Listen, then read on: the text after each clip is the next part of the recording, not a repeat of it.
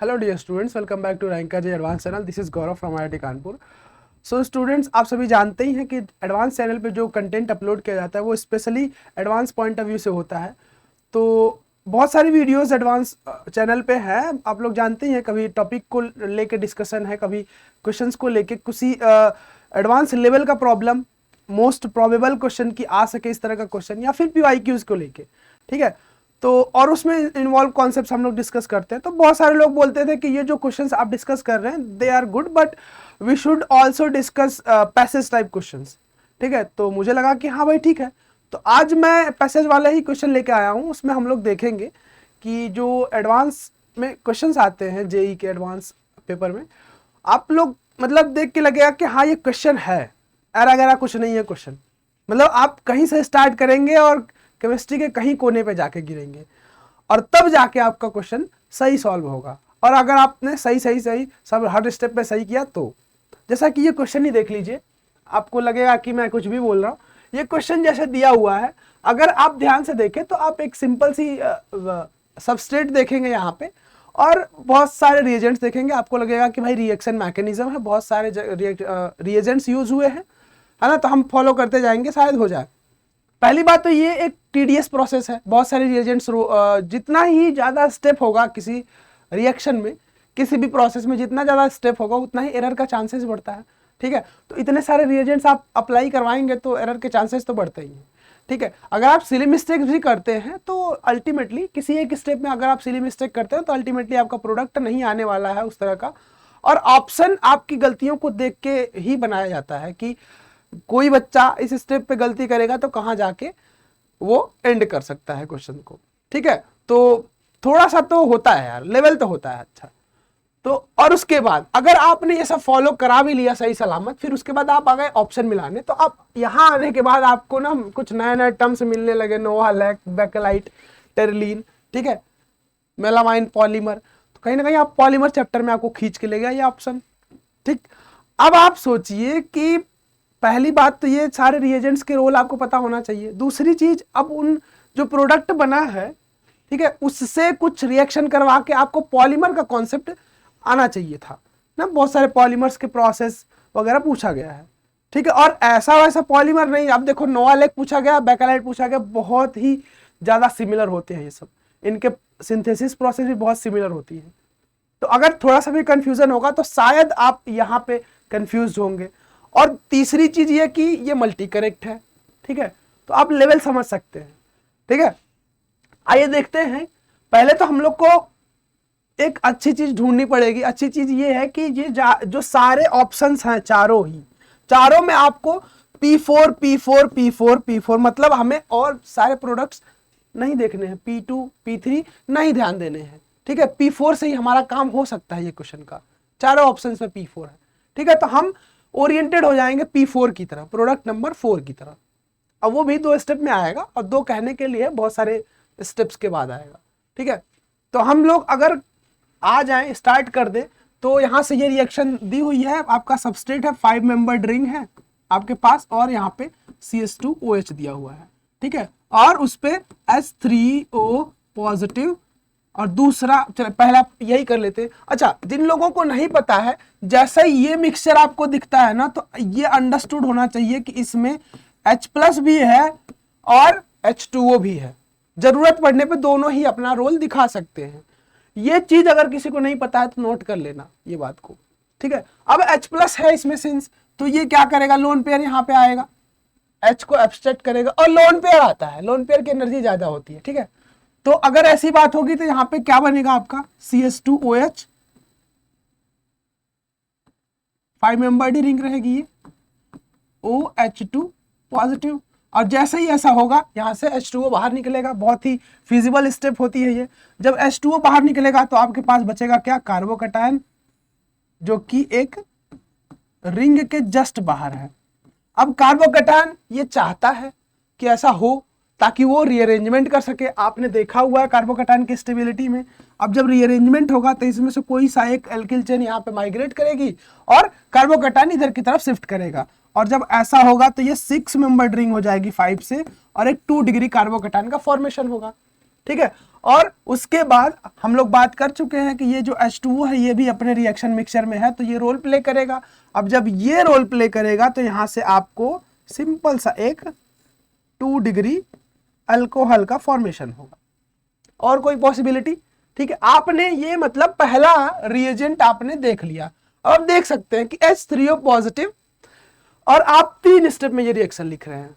ठीक है ना, थिंकिंग लेवल आप समझ सकते हैं। दूसरी चीज पीसीसी है, इसका अगर किसी को फुल फॉर्म नहीं पता है तो पिरिडीनियम क्लोरोक्रोमेट होता है, एक तरह का ऑक्सीडाइजिंग एजेंट होता है, माइल्ड ऑक्सीडाइजिंग एजेंट होता है। ठीक है, और वहां ये यहाँ पे क्या करेगा, तो यहाँ पे करेगा ये ऑक्सीडेशन। किसका करेगा ऑक्सीडेशन, बताने की जरूरत है नहीं उसको, सिंस यहाँ पे 2 डिग्री अल्कोहल है तो वो कीटोन में कन्वर्ट हो जाएगा। ठीक है, अब क्या होगा, ये चीज हो गया आपका P1। ठीक है, ये चीज आपका P1 हो गया। अब आपको P1 से P4 जाने के लिए लिटिल बहुत सारे स्टेप्स लेने पड़ेंगे। LAH दिया हुआ है। ठीक है, LAH सबको पता है क्या, नहीं पता है? पता होगा आपको भाई, लिथियम एल्यूमिनियम हाइड्राइड है, बहुत बार आपने देखा होगा। अब ये होता है आपके H- का सोर्स, जो कि न्यूक्लियोफाइल की तरह बिहेव करता है और वो इलेक्ट्रोफिलिक कार्बन पे अटैक करेगा, नो डाउट। और फिर उसके बाद जो उसका प्रोडक्ट आने वाला है, कुछ फिर से रिड्यूस्ड प्रोडक्ट आने वाला है इस तरह से H। ठीक है, आप लोग बोलोगे कि भाई यहां से तुमने ऑक्सीडाइज किया फिर रिड्यूस किया, मतलब क्या है, क्यों करना चाह रहे हो? ठीक है, तो हमें नहीं पता क्यों करना चाह रहा है, हो सकता है आपका पेशेंस चेक करना चाह रहा हो। ठीक है, ये हो गया स्टेप। फिर उसके बाद आपके पास H+ और हीट दिया हुआ है, H+ और हीट दिया हुआ है। H+ फिर से लोन पेयर से झगड़ा करेगा या फिर तालमेल करेगा, जो समझना समझ लीजिए, और H2O पॉजिटिव हो, यहाँ से H2O बाहर निकलेगा। और जब बाहर निकलेगा H2O तो आपको फिर से कार्बोकैटान मिलेगा, वो भी सेकेंडरी कार्बोकैटान। और मतलब आप देख रहे हैं एक तरह से ये रिएक्शन यहां से इधर बढ़िए, यहां से इधर बढ़िए, रिपीट होती जा रही है। ठीक है, मतलब कुछ भी करवा रहे हैं आपसे ये। और फिर उसके बाद यहाँ पे H+ का हीट रोल तो हो गया, अब हीट भी दिया हुआ है ना, ये इसमें क्या होगा, एलिमिनेशन होगा। ठीक है, अब जब एलिमिनेशन होगा तो यहां से डबल बॉन्ड का फॉर्मेशन होगा और आपके पास एक 6 मेंबर्ड रिंग बनेगी विद अ डबल बॉन्ड। ठीक है, अच्छा एक बात और नोटिस करना, ये सारे स्टेप्स जो हम लोग कर रहे हैं, क्या ये बहुत मतलब टफ स्टेप्स हैं क्या? ये सारे बहुत ही सिंपल स्टेप्स है ना, मतलब बहुत ही एलिमेंट्री टाइप के स्टेप्स हैं। तो आप ये चीज तो अंदाजा लगा सकते हैं कि जिस क्वेश्चन में वास्ट कंटेंट होता है या फिर बहुत ज्यादा ऑप्शन, क्या नाम है, डाइवर्सिटी होती है क्वेश्चन की। ठीक है, कि एक ऑप्शन इस चैप्टर से, एक ऑप्शन इस चैप्टर से, क्वेश्चन में कुछ और कराया जा रहा है, तो उसमें जो स्टेप्स होते हैं वो क्वेश्चन की लेवल होती है ना, टफनेस जो होती है वो कम होती है। आप देख ले रहे हैं ना, ये आप देख ही रहे हैं कितना इजी स्टेप है सब। अच्छा, फिर उसके बाद आगे बढ़ते हैं अगर, तो यहां से आपको दिया हुआ है रोडियम और हीट। ठीक है, यहां से होगा एरोमेटाइजेशन होगा तो आपको मिलेगी बेंजीन। अब बेंजीन मिलेगी तो अब उसके बाद बहुत सारी पॉसिबिलिटी हो जाएंगी रिएक्शंस की। कैसे, अब देखिए बेंजीन हो गया, अब उसके बाद दे दिया है H2SO4 और heat in thermal conditions. H2SO4 क्या करेगा, सल्फोनेशन करेगा, किस पे करेगा, बेंजीन पे, और सारे पोजीशन इक्विवेलेंट है तो कहीं पे भी करा दो। ठीक है, SO3H। ठीक, ये हो गया। अगले स्टेप में इन्होंने NaOH और उसके बाद फिर से फ्यूज्ड NaOH लिया है। ठीक है, NaOH का मतलब क्या है कि भाई इन्होंने क्या किया, NaOH का मतलब क्या है, NaOH एक बेस है, यहाँ पे ये एसिडिक ग्रुप है, तो क्या करेंगे, H+ को ले जाएंगे और सॉल्ट बनाएंगे, एसिड बेस रिएक्शन होगी और सॉल्ट का फॉर्मेशन होगा। सॉल्ट का फॉर्मेशन होगा मतलब यहाँ से आप ये बना के छोड़ सकते हैं, यहाँ पे SO3- और Na+। ठीक है, अगले स्टेप में इन्होंने यूज किया हुआ है फ्यूज्ड NaOH। फ्यूज्ड NaOH का मतलब क्या है, क्या रोल प्ले करेगा यहाँ पे, थोड़ा सा जो वर्क होता है ना NaOH और फ्यूज्ड NaOH का, वो डिफरेंट होता है। यहाँ पे क्या करेगा, फ्यूज्ड NaOH आपका इस पूरे ग्रुप को ही रिप्लेस करके यहाँ पे OH अटैच हो जाएगा। मतलब सिंपली आपका जो P4 बन रहा है वो एक फिनॉल है ना, फिनॉल है मतलब, और फिनॉल से लेके बाकी जो ऑप्शंस हैं आप देख सकते हैं, इसमें जो ऑप्शंस है फिनॉल से लेके सारे रिएक्शन करा के आपको बताने हैं कि कौन सा पॉलीमर बनेगा, कौन सा पॉलीमर नहीं बनेगा। ठीक है, तो आप ये पूछ सकते हैं कि भाई जब तुमको फिनॉल ही से रिएक्शन करवा के ऑप्शन सेलेक्ट करवाना था तो किसको और तरीका दे देते, छोटा तरीका दे देते, है ना। तो ये तो तरीका है भाई उनके पूछने का, वो कुछ आर्ग्यूमेंट नहीं हो सकता। मतलब यहां से कह रहा है कि फिनॉल और फॉर्मल्डिहाइड HCHO का एसिडिक मीडियम में अगर हम रिएक्शन कराएं तो क्या ये नोवालेक बनाएगा। तो सबसे पहली चीज यहाँ पे ऑप्शन चेक करने के लिए आपको ये पता होना चाहिए कि नोवालेक क्या होता है, नोवालेक क्या होता है, उसका स्ट्रक्चर कैसा होता है। तो मैं आपको बता दूं, अगर जिसको नहीं पता है वो ध्यान से इसको देख लीजिए। OH, यहाँ CH2 और ये सिलसिला चलता रहता है। ठीक है, यहाँ OH, यहाँ CH2, ठीक है, ये सिलसिला ऐसे ही चलता रहता है और इसी को हम लोग बोलते हैं ये N। ये है आपका नोवालेक। ठीक है, और साथ ही साथ आपको बेकेलाइट का भी पता होना चाहिए। ठीक है, बेकेलाइट का भी पता होना चाहिए, टेरलिन का भी पता होना चाहिए, मेलामाइन पॉलीमर का भी पता होना चाहिए, फिर एटलीस्ट मेलामाइन का स्ट्रक्चर पता होना चाहिए। ठीक है, तो बेकेलाइट क्या होता है बेसिकली, ये जो आपने लीनियर जो है ग्रोथ कराई है पॉलीमर की, ठीक है, वो लीनियर ही नहीं, एक क्लोज्ड कॉम्पैक्ट ग्रोथ होता है। मतलब आप जितनी भी पॉसिबिलिटी है। अच्छा, नोवालेक बनता कैसे आप देखेंगे, वहां से पता चल जाएगा आपको नोवालेक कैसे बनता है। यहाँ पे आपका फिनॉल है, ठीक है, OH, और ये आपके पास HCHO है एसिडिक मीडियम में। ठीक है, अब ये लोन पेयर यहाँ पे आकर अटैक करेगा, ये बॉन्ड उसकी तरफ टूटेगा और यहाँ पे पॉजिटिव चार्ज आएगा। ठीक है, मतलब मैं क्या कहना चाह रहा हूं कि कुछ आपका इस तरह से आने वाला है, CH2 पॉजिटिव और OH ये बनने वाला है। अब ये जो है बेंजीन रिंग में पाई इलेक्ट्रॉन्स है, उसके साथ साथ इसके पास डोनेटिंग ग्रुप्स हैं, जो एक्टिवेटिंग ग्रुप है इधर की तरफ आएगा और ये यहाँ पे एज ए इलेक्ट्रोफाइल इस पे अटैच्ड हो जाएगा। तो जब अटैच्ड हो जाएगा तो आपका जो है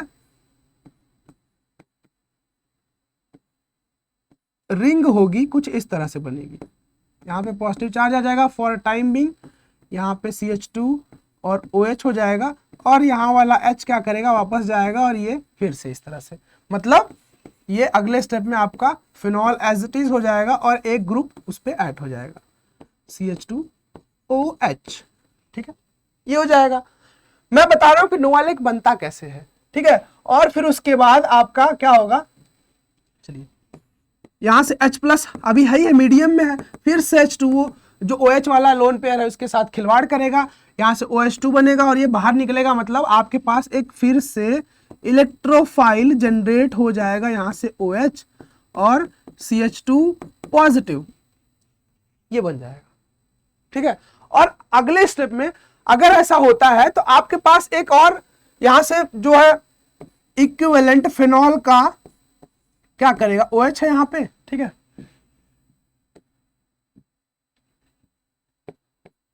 और आपने ये बना के रखा हुआ है,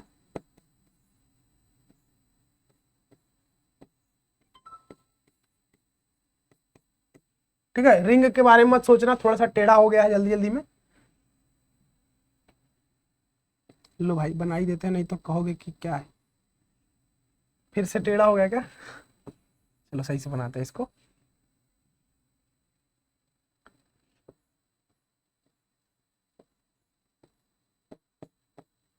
यहाँ OH, ठीक है, इस तरह से हो। ये आपके पास मॉलिक्यूल पहले से ही है, आपने लिया हुआ है फिनॉल P4 और ये आपने बनाया है फॉर्मल्डिहाइड और एसिडिक मीडियम जो है उस मिल के ये बनाया है। अब यहाँ से ये वाली प्रॉपर्टी तो फिर भी अभी भी है ना, यहाँ से इस तरह से आएगी, ये अटैच हो जाएंगे। फिर से उसके बाद ये आपका जो मॉलिक्यूल मिलके बना होगा कुछ इस तरह से बना होगा ना, ये फिनॉल रिंग, ठीक है, ये फिनॉल रिंग, ये दोनों अटैच्ड हो गए हैं इससे इस तरह से OH OH, और आपके पास अभी भी ये फॉर्मल्डिहाइड ये वाला कंटेंट तो अभी भी है ही है, ये वाला कंटेंट अभी भी है। ठीक है, तो क्या होगा, ये मिल के आपके पास एक इस तरह का इलेक्ट्रोफाइल का जनरेशन करेंगे कि नहीं करेंगे, CH2 पॉजिटिव और OH। ठीक है, और ये फिर से जो प्रोसेस हुई थी ये ऐसे ही चलती रहेगी। ठीक है। तो अगर लीनियरली चलती रहती है तो हमें नोवा लेग का फॉर्मेशन होता है।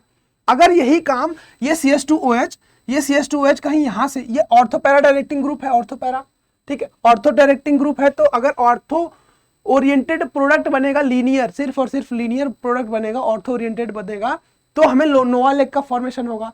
लेकिन अगर ऑर्थो और पैरा, ठीक है, ये आपने बनाया हुआ था इस तरह से, ठीक है, इसी में कर लो, ज्यादा इजी रहेगा, जल्दी हो जाएगा, ठीक है, ये है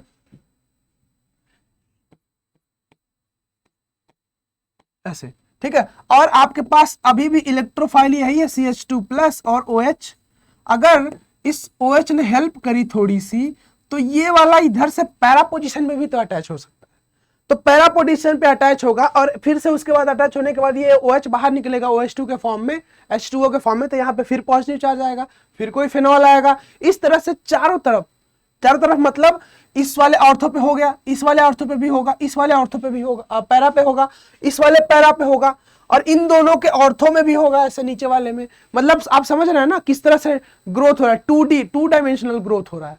तो वो जो बनता है उसको हम लोग बैकेलाइड बोलते हैं, ठीक है, बैकेलाइड बोलते हैं। मतलब जो हमारे पास क्या है, H+ है और HCHO है और P4, ये दोनों मिलके हम नोवा लेग भी बना रहे हैं और बैकेलाइड भी बन रहा है, मतलब ये दोनों चीज तो सही है, ठीक है। यहां से ऑप्शन देखें अगर, तो ऑप्शन में ये दोनों चीज दी हुई है, ये दोनों चीज तो सही है। एक बार यही दोनों मिलके P4 में अगर लीनियर ग्रोथ हो रहा है, लीनियर पॉलीमराइजेशन हो रहा है, तो नोवा लेग बन रहा है। अगर 2 डायमेंशनल पॉलीमराइजेशन हो रहा है, ऑर्थो पैरा दोनों हो रहा है, तो बैकेलाइड बन रहा है, ठीक है। अब उसके बाद हम लोग को ध्यान देना पड़ेगा कि क्या टेरिलीन भी इससे बन सकती है क्या, लेकिन हमें ये यूज करना है। तो मैं आपको बता दूं कि टेरिलीन में, ठीक है, अगर आप मोनोमर देखें तो ये तो होता है COOH, ये तो होता है COOH, एक मोनोमर ये भी यूनिट होती है। लेकिन एथिलीन ग्लाइकोल होता है, दूसरा वाला जो यूनिट होता है वो इस तरह से होता है, एथिलीन ग्लाइकोल। ये मिलके आपके टेरिलीन का फॉर्मेशन करते हैं। P4 नहीं, फिनॉल से नहीं बनता है, फिनॉल से नहीं बनता है, ठीक है। मतलब अच्छा, मैंने यहाँ पे 1 2 3 मिस कर दिया क्या, ये पहला ऑप्शन है, ये दूसरा ऑप्शन है, ये तीसरा ऑप्शन है और ये चौथा ऑप्शन है, ठीक है। तो आप देख सकते हैं कि यहां से अगर ये दोनों पॉलीमराइजेशन करते हैं तो हमें टेरिलीन का फॉर्मेशन होता है, ये मिलता है। लेकिन फिनॉल से नहीं मिलता है, ठीक है, फिनॉल से नहीं मिलता है, ठीक, मतलब ये ऑप्शन गलत कह रहा है। चौथा वाला ऑप्शन कह रहा है कि ये P4 और ये मिलके ये कोई कंपाउंड दिया हुआ, इसका नाम भी नहीं पता हमें, मेलामाइन पॉलीमर बनाता है क्या। अब यहाँ पे एक और एडिशनल इंफॉर्मेशन आपके पास होनी चाहिए, मेलामाइन का स्ट्रक्चर, ठीक है, मेलामाइन का स्ट्रक्चर पता होना चाहिए आपको। मेलामाइन का स्ट्रक्चर कुछ इस तरह से होता है, यहाँ ये NH2, ये NH2, ये NH2, ठीक है, और बचे हुए जो कार्बन्स हैं उन पे आप लगाएंगे नाइट्रोजन, नाइट्रोजन और नाइट्रोजन। ये इसलिए है ना, ये इसलिए है, मुझे अभी भी याद है ये वाला क्वेश्चन अभी भी, मेलामाइन में कितने लोन पेयर्स होते हैं, 2022 24 जो जून का शिफ्ट 1 का पेपर था उसमें पूछा गया था कि मेलामाइन में कितने लोन पेयर्स होते हैं, ठीक है। तो आप देख सकते हैं ये मेलामाइन होता है, ये मेलामाइन का यूनिट है एक। अगर मेलामाइन पॉलीमर है तो ऑब्वियसली यही यूनिट उसमें इन्वॉल्व होगी पॉलीमराइजेशन में। लेकिन क्या ये और ये यूनिट सेम है, यहाँ पे N जो है, यहाँ पे N मिसिंग है। अगर यहाँ पे N होता तो हमें सोचने पे मजबूर होना पड़ता, तब हमें और जानकारी होनी चाहिए थी कि भाई मेलामाइन पॉलीमर बनेगा क्या, ठीक बात है। मतलब ये वाला मेलामाइन तो नहीं है, तो मेलामाइन पॉलीमराइजेशन कहां से होगा, ठीक है। मतलब ये वाला ऑप्शन भी हमारा गलत है। हमारे पास टोटल करेक्ट स्टेटमेंट्स कितने हुए, 1 और 2, 2 स्टेटमेंट्स। आई होप आपको ये प्रॉब्लम अच्छी लगी हो, मुझे बहुत पसंद आई ये प्रॉब्लम, ठीक है। तो चलिए ऐसा ही करते रहिए, मिलते हैं अगले वीडियो में, एंड तब तक के लिए टेक केयर।